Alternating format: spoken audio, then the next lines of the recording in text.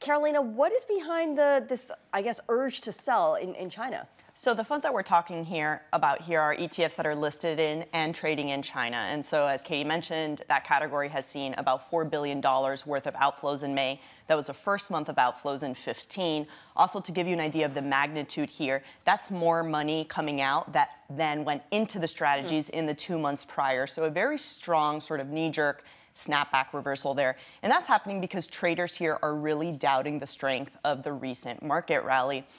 We've seen Chinese stocks have this massive rally since they hit that February bottom. And that was really sort of bringing in a lot of traders back into that category. And now we're seeing them pull out, mostly because sort of the expectation that there was going to be this policy support in China for the property sector starting to deflate a bit. And we also saw a pretty disappointing earnings season across emerging market companies, and China was no exception to that. Well, it's really interesting because, like you mentioned, I mean, we're talking about Chinese ETFs here, but if you take a look at U.S.-listed China ETFs, it's a different story. It's such an interesting bifurcation, right? Because we just mentioned big outflows out of the China-listed products. When we look at the U.S.-listed ETFs, I really see some very bullish positioning there. We're looking at a ticker like MCHI, which is a China stock-specific ETF listed in the U.S. After months of outflows, that fund in May saw very strong inflows.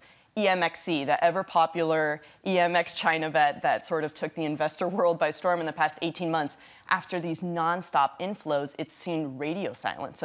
No new cash has come in since like May 8th into that strategy, which to me really signals, at least for the U.S. traders, some bullish positioning. And I think the bifurcation here comes in because for U.S. traders, Chinese stocks were so severely under-owned for so long that they really started to come back on the back of this rally. They're starting to add a little meat and position there. And also, I think they're a little less sensitive and maybe on the mark for some of the headline news, which the locals in mainland China, which we see with the China-listed strategies, maybe are a little more sensitive to. So when we talk about the outflows out of those China ETFs, are we talking about individual investors, or are we talking about fast money, professional investors? Yeah, so I think it'll depend on the product. It also is going to depend on this timeline. So when we see such a sharp reversal, here we see these very strong outflows after inflows. I think that is more indicative of fast money trading. So these are traders that are looking to capitalize on a short-term move, on a headline, maybe on a specific technical level.